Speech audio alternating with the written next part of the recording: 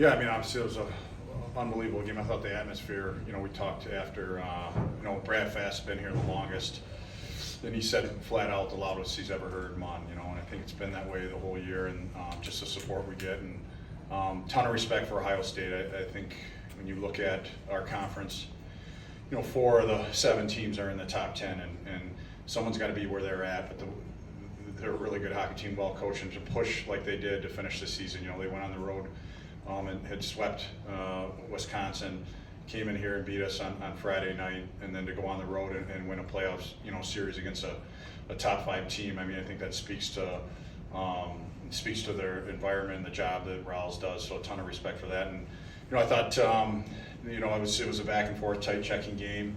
I thought Trey made some big time saves for us. I thought their guy made some big time saves for sure, especially in the second. We had a couple breakaways, and I think really that this group's done a good job of responding. And I think we got scored on, and it would have been easy, especially a younger team to melt. And and 13 seconds later, Nash, a big time play for us, and got us the lead, and we were able to hang on.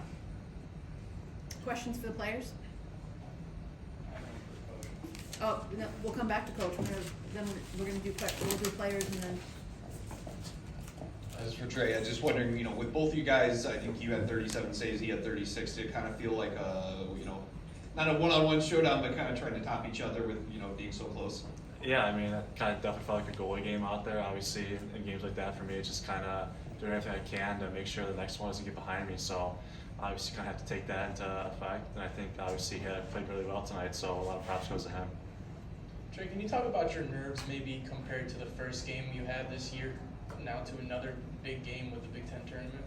Yeah, I mean, honestly, it's not much different. I've been playing hockey for a long time and playing some pretty big games, so kind of feel like I've always been ready for it. But I mean, just definitely getting more comfortable with like how I perform out there for sure. Nash, on your goal, it looked like Tanner did some work to get that puck to you. Can you talk about how that play developed and Tanner making that play to set it up for you? Yeah, I mean, that line was great for us, and I mean, they always are. They create a lot of energy for us, and hunt their D-men, turn pucks over. So, yeah, Kels was doing work down low and, fed it up front and was on my stick and it went in. So, credit to him, great play, and yeah, it was fun. Nash, the broadcast was talking about how you got a pregame message from Mark Messier. I'm just curious what that did for you, and maybe did you share it with the team? Yeah, no, he sent a message to me, and I mean, obviously he's one of the greatest players to ever do it, and a great leader as well. So obviously really cool to get that from him, and he wanted to send it along to the team, and it's great to see, and obviously nice to have his support. Jack. Trey, what does it mean to only be tied there for the 13 seconds, and captain bailed you out? What'd you say to him after he scored? I haven't talked to him much yet, but thanks, Nash. Thanks a lot. So. Nash, obviously senior captain, first home playoff game in your career, and obviously you get to be the hero with the game winner. Just kind of talk about the emotion of tonight and just the atmosphere you guys got to play in. Yeah, I mean, amazing atmosphere. We talked about it, probably the craziest it's ever been, and Coach Nightingale mentioned too, like he's been here in some of the crazy years with Fasty and everything, but amazing atmosphere, and it really does help us and give us extra juice. So amazing to be a part of and get the win. Yep. Yeah, so going back to Mark Messier, what was your relationship with him? He's sending you emails and texts now. He's one of my dad's good friends, and through the years we're family friends with him and his family. So we keep in touch, and yeah, like I said earlier, just cool to have his support and for him to take the time out of his day to do that. So how did your dad and Messier become friends? Did they ever play together, or they? My dad played with his brother in Germany, and Mark would go skate with them because they start training camp a lot earlier. So that's kind of how they met, and they just kept in touch. What was the message? Well, the first part of it was there was a writing on the wall that said "Conquer," and he just kind of applied that to us, and just thinking about some of the big games that he's played in, and it's bigger than just a game. The amount of work that we've put in, and the people that have helped us get to where we are. Like, you have to kind of sit back and appreciate that, and use that as an extra edge for energy. Was there any conversation you guys needed to have after that first period, or would you say that strong second period was just kind of you guys finding your game, getting your feet under you? Yeah, I think that's just what we've worked on for so long this whole year is responding like Coach said, and that's something that's great about our group. So there wasn't much to be said, and we all know what we need to do, and it was just about executing. All right, we'll take one more for the players. Matt? Yeah, either of you guys were both. Obviously you want to win the Big Ten tournament title, but how important was it to get to play another weekend so you don't have a long layoff before the NCAA tournament? Obviously being a hot team, you don't want to sit. Yeah, I mean, I think that can speak for everyone. We love the game of hockey and we want to be playing. So just it's another game to improve and to work and get better. So it's obviously we want to win and keep playing for as long as we can. All right, we're going to release the players and we'll open up the floor to questions for Coach. Thank you. Thank you. Yeah, Coach. Oh, I'm sorry. No, go ahead.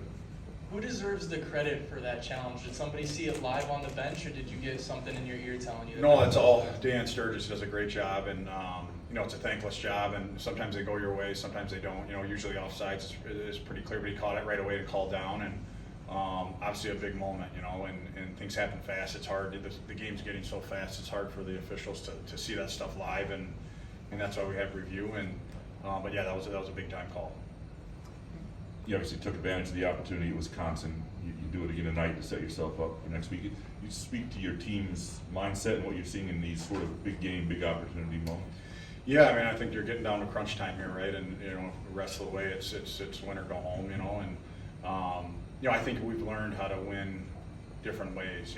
We've won high scoring games, low scoring games, tight games, and we've come back and we've held on to leads, and those are all valuable things, and to have in our back pocket. And I think it speaks to the leadership on our team and the poise. I think it's really important if you want to be a great team. You got to have some poise. And we talk too is you're playing good teams right now, so they're gonna push. And so if you want to win a fight, you got to be able to take some punches. And I thought there were some times for sure where they leaned on us, but they did a good job sticking with it.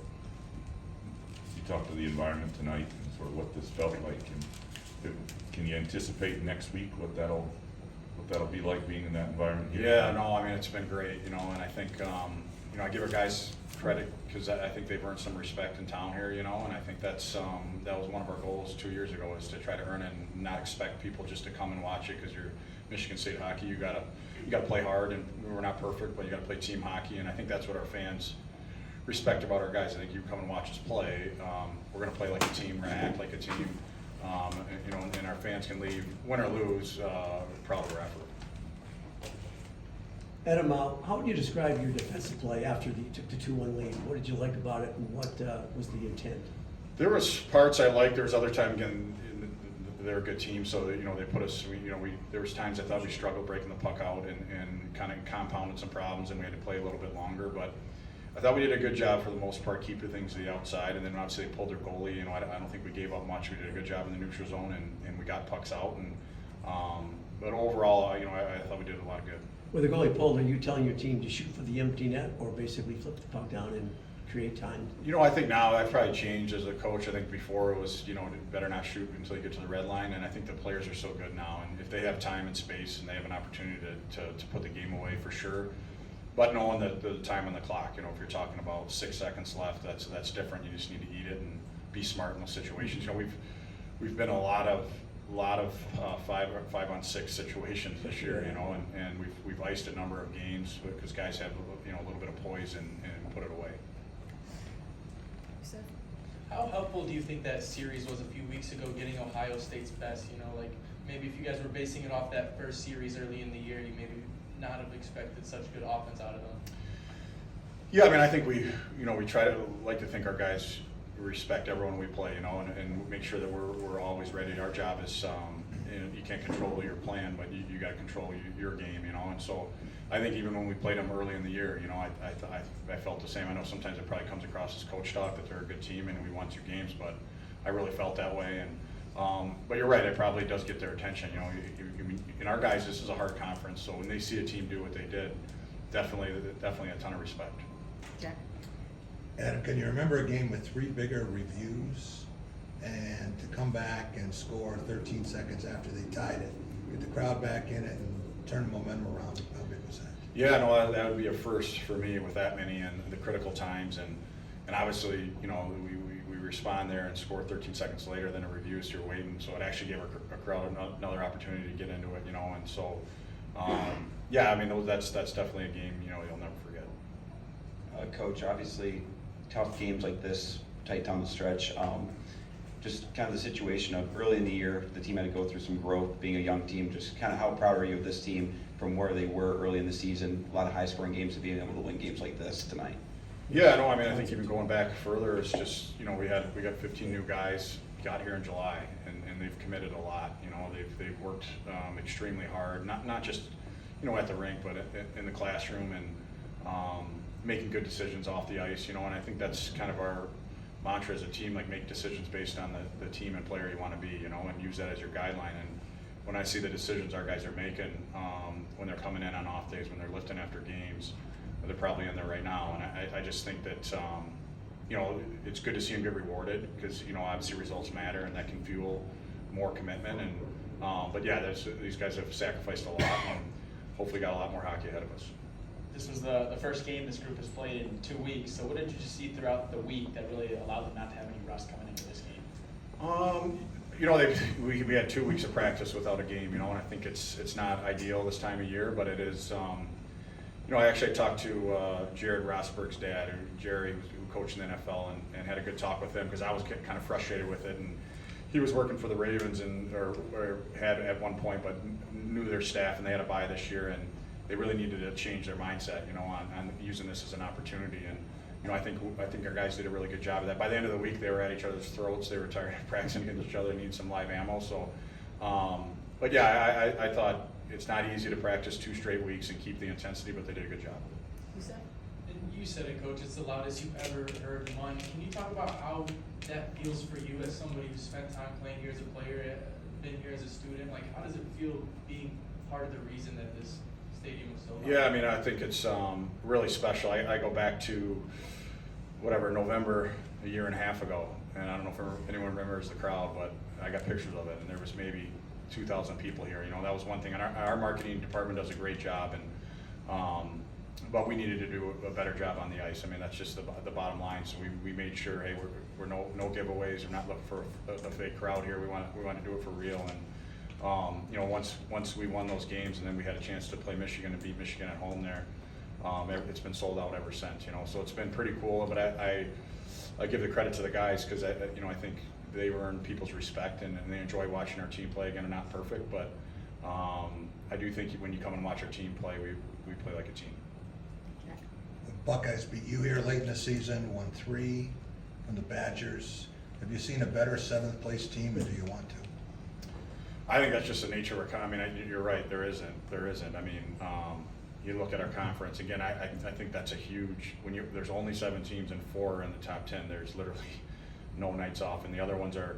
You know, I think all 7 are probably top 15 teams. You know what I mean? And someone's got to end up on the other side of it. So, ton of respect for them. And then on top of it, to finish the season the way they did, how it had started for them, like that's big time. That doesn't happen often.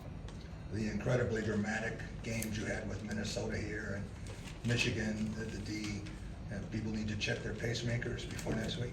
Yeah, it'll be fun. I mean, obviously, 2 really good programs going at it as we speak right now, and you know, for us, you know, we're just excited about playing, and whoever we get, we've got to make sure we're ready to go. All right, thanks, folks. Information will go Thank you. out Appreciate it. Thank you. about next week when we have more. So. Big Ten. Big